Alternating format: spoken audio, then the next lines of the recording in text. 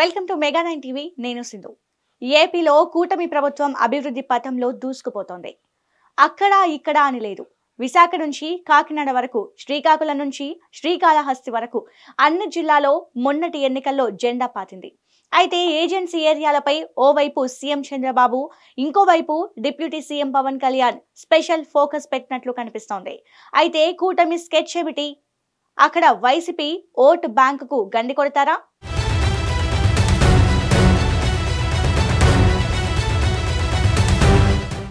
Agency ప్రాంతాలపై కూటమి ప్రభుత్వం ఫోకస్ పెట్టింది. గిరిజనులను తమ వైపు తిప్పుకునేందుకు ఏజెన్సీ ఏరియాలో రోడ్లు, ఆస్పత్రులు, నీటి సౌకర్యంతో పాటు ఉపాధి కల్పనపై ఫోకస్ పెడుతోంది. ఆ మధ్య deputy CM Pawan Kalyan agency ఏరియాలో రోడ్డు వేయించి వార్తల్లో నిలిచారు.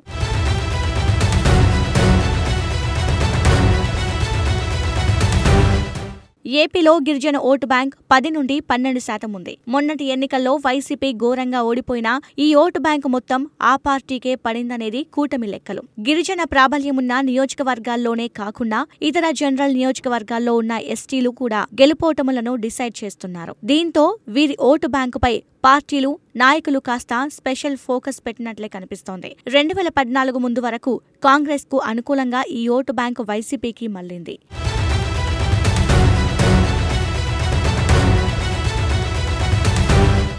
ఇక గిరిజన నియోజకవర్గాల్లో వైసీపీ తన పట్టును భారీగా పెంచుకుంది. 2014, 2019 ఎన్నికల్లో గిరిజన నియోజకవర్గాల్లో వైసీపీ వన్ సైడ్ గా విజయం సాధించడానికి ఇదే కారణం. 2024లో కూటమి పార్టీల దూకుడుతో ఏజెన్సీ ఏరియాల్లో వైసీపీ హవా కొంత తగ్గింది. అయినప్పటికీ వైసీపీకి అనుకూలంగానే గిరిజన ప్రాంతాలు, నియోజకవర్గాల్లో రాజకీయాలు కొనసాగుతున్నాయి. దీనిని అడ్డుకునేందుకు కూటమి వ్యూహాత్మకంగా అడుగులు వేస్తోంది. మన్యం సహా పోలవరం వంటి గిరిజన నియోజకవర్గాలు ప్రాంతాల్లో అభివృద్ధికి స్పెషల్ ఇంట్రెస్ట్ చూపిస్తోంది.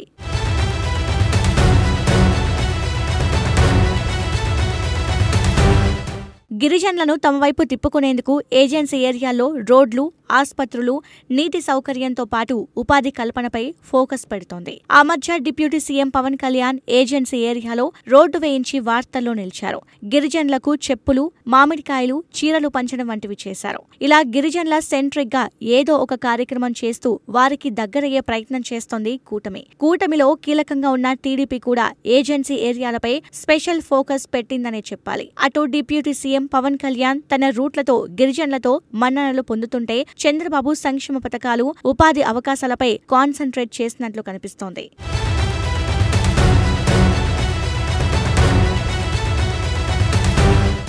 ఈ మధ్య మన్యం జిల్లాలో పర్యటించిన సీఎం చంద్రబాబు ఆదివాసీలు అన్ని విధాల అభివృద్ధి చెందితేనే రాష్ట్రాభివృద్ధి జరుగుతుందని, గిరిపుత్రుల్లో మరింత చైతన్యం తీసుకురాగలిగితే అభివృద్ధికి డోకా ఉండదన్నారు. ఏజెన్సీ ప్రాంతాల్లో స్థానిక గిరిజనులకే ఉద్యోగాలు కల్పించేందుకు గతంలో తాము జీవో నెంబర్ 3ని తీసుకొస్తే వైసీపీ ప్రభుత్వ నిర్లక్ష్యంతో ఆ జీవోలు రద్దయ్యాయని, రద్దయిన జీవో నెంబర్ 3 స్థానంలో ప్రత్యామ్నాయ మార్గాల్లో గిరిజనులకు మేలు చేస్తామంటున్నారు.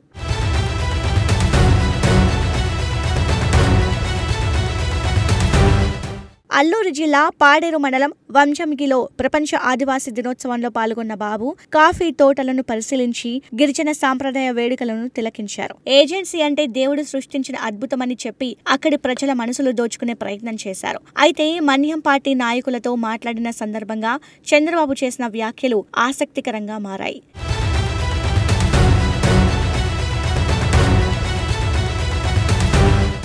అయితే ఏపీలో 175 అసెంబ్లీ స్థానాలు, అందులో 164 సీట్లు కూటమి ఖాతాలోనే ఉన్నాయి. క్లీన్ స్వీప్ కు 11 సీట్ల దూరంలోనే ఉన్నట్లు లెక్క. అయితే ఓట్ల పరంగా వైసీపీకి 40% ఓటింగ్ వచ్చింది. అందులో ఆ పార్టీకి సాలిడ్ ఓటు బ్యాంకుగా ఉన్నది ఎస్సీ, ఎస్టీలు. ఇందులో గిరిజనుల ఓటు బ్యాంకు ఎంత కాదన్నా 10 నుంచి 12% ఉంటుంది. ఈ ఓటర్లు వైసీపీ వెంటే ఉంటారు.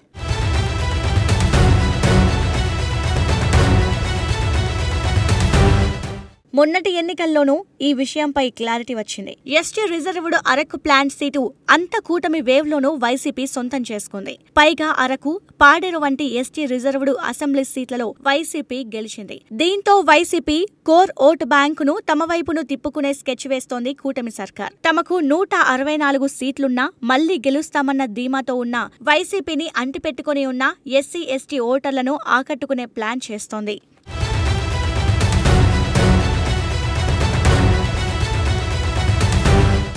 ఈ లెక్కన ఏజెన్సీ ఏరియాలపై పట్టు సాధించేందుకు కూటమి పెద్ద ప్లాన్ తో ఉన్నట్లే కనిపిస్తోంది.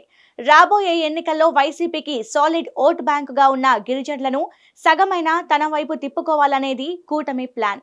అయితే చంద్రబాబు, పవన్ వ్యూహాలు ఎంతవరకు సక్సెస్ అవుతాయో వేచి చూడాల్సిందే మరి.